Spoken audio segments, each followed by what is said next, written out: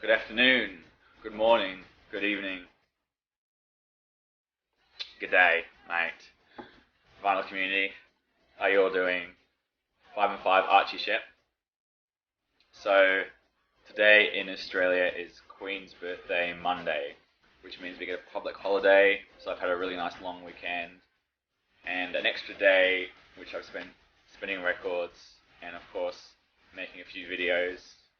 So, yeah, had a really great day, thought I'd jump on.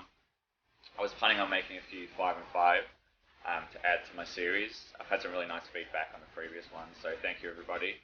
I was going to do a 5 and 5 Archie Shepp, but then I actually woke up and the first thing I saw was that Kieran had already beat me to it and done a 5 and 5 Archie Shepp this morning.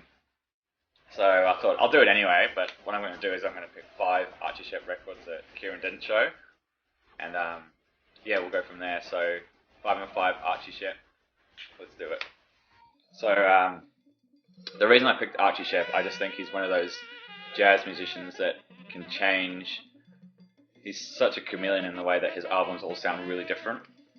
A few of them obviously do sound the same, but his major albums all have different feels, and I really wanted to pick 5 records that I think sound very different and have a different angle or a different essence to it, I suppose. So I'm going to try and explain that in the 5 that I've picked.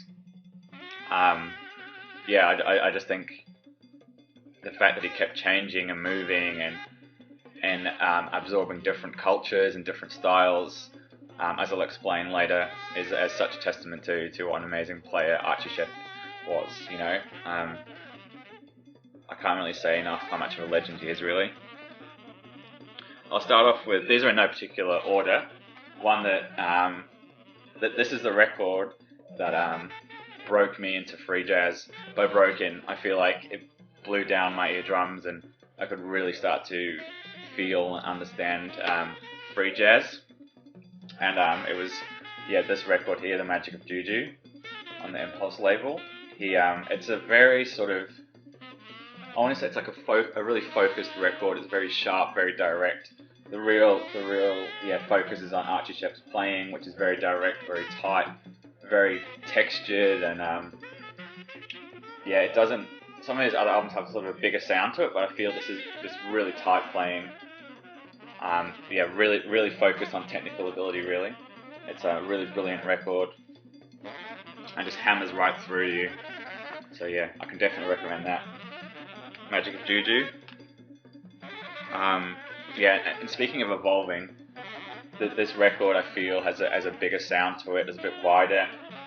There's more focus on the other musicians having solos and stuff like that. So this is the Way Ahead, also on Impulse. There you go. Look at that artwork, isn't that just absolutely magnificent? Very, very searching music, always driving forward. The whole band's driving forward and he's right in the middle of it. It's truly brilliant. So Archie Shepp, The Way Ahead. So I picked this because this is another excellent example of him changing up. Even just within this album, there's songs that sort of sound like American folk songs or blues songs, and there's some songs here that are straight up jazz, and there's a couple of really soul jazzy bits on here. So it's a good testament to Archie moving in different directions. Attica Blues, Archie Shepp, stunning, stunning, stunning.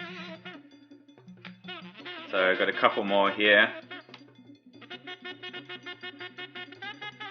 The next one, it's my favourite, Archie Shepp, which I know is a bit cool.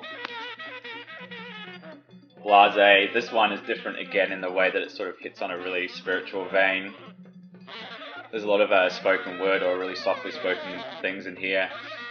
Definitely moves back to that African, very much in the vein of some of the BYG stuff and some of the Art Ensemble of Chicago things. As you can see here, he's really embracing the African roots and African styles and lots of bells and percussive instruments and this really grinding slow bass line that runs through the whole thing.